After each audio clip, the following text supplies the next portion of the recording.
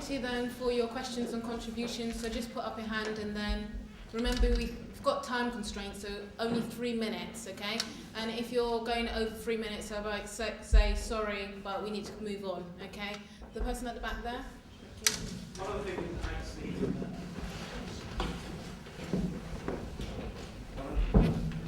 One of the things that makes me angry, actually, being a teacher, is the actual use of statistics sometimes by the government.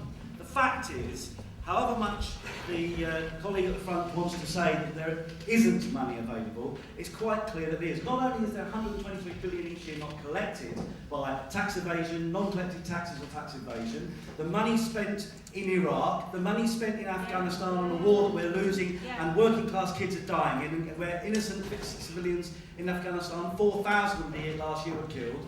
Not only is that a problem and money which could be saved and spent on public services, you've also got the situation that even under Margaret Thatcher, tax was higher than it is now. The fact is the share of the tax burden has fallen on the poorest sections of society in the last few years, including, I'm quite happy to have a go at the last Labour government. I mean, Charlotte thinks that some of us shine a torch for it. We don't, actually. What the fact is, though, is that we will take the burden of the crisis when we didn't create it. And that is why so many people are angry. And I say one thing to people here.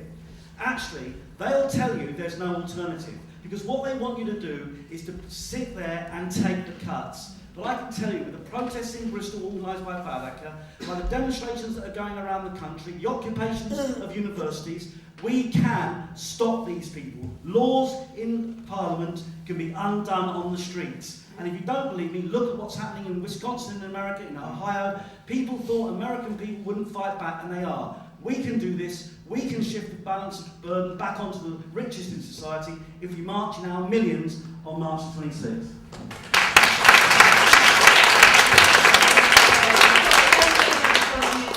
And then the man with the, is it bomber jacket? Oh, sorry, no, it's just a coat, sorry. This isn't working this morning.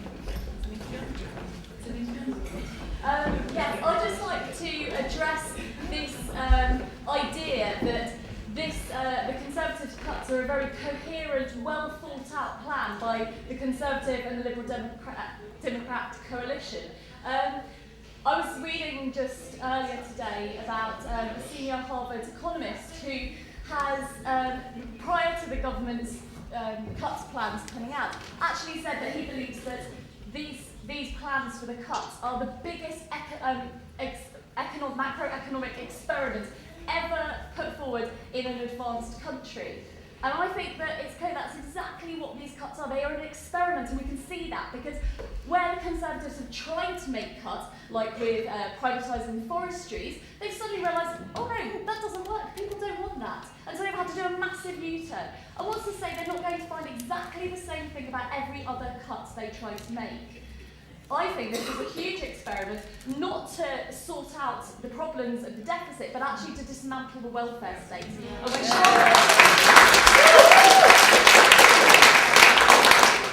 when Charlotte says that we need to get real and take the cuts so that we don't have to look our children in the face and tell them about the problems here, what I don't want to do is have to look people in the face in the future and say that we were responsible for standing by and letting the NHS be privatised, for letting people have to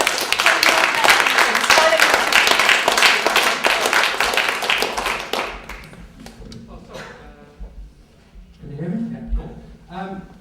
As we're talking about figures and all that kind of stuff, I just wanted to take issue with the fact that you said there's 100 billion pounds in benefit fraud. That's a lie that even the Daily Mail wouldn't try. Last year, David Cameron suggested that there was 5.2 billion pounds in benefit fraud last year.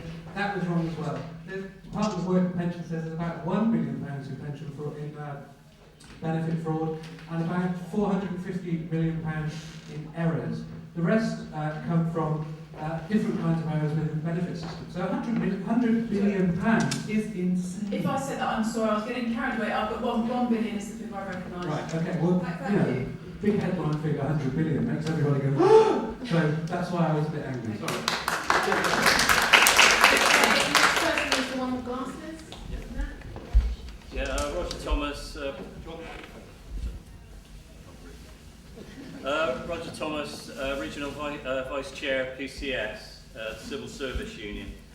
I think from Charlotte's speech, her good intentions, well, the road to hell is paved with Charlotte's good intentions, is what I wanted to say, because, you know, she says about, you know, the crisis and how we've got to all suffer and draw our belts in, but this from a cabinet of millionaires, and this from a government that is pushing through changes to corporation tax, which means that British companies will pay less, or companies operating in Britain will pay less corporation tax than they've ever paid before, and a situation where we've got billions of pounds in millions of pounds in uncollected tax by the big companies and the richest in this society. At the same time as 20,000 tax collectors in the Inland Revenue, the HMRC, have been removed, or jobs lost in that particular area. So there's less and less opportunity under this government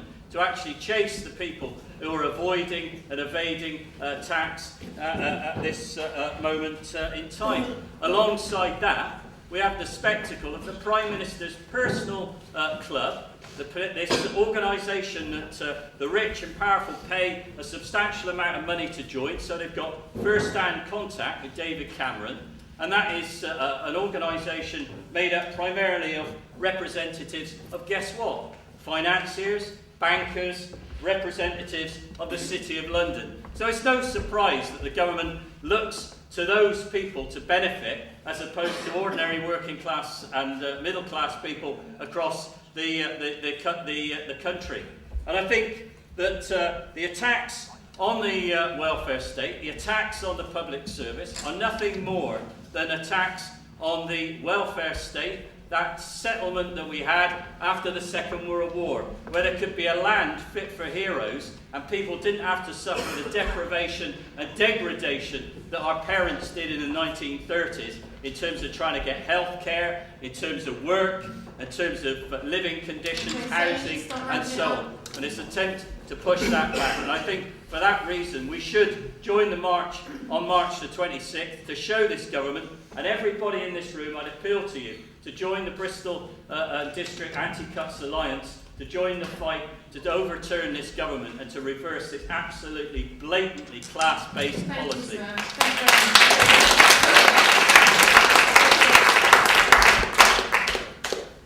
Hello, my name is Annette Hennessy. I wanted to just ask Charlotte Leslie, what is your idea of the big society? Because firstly, can I just mention the gentleman's comment about blaming the Conservatives for the cuts in the NHS?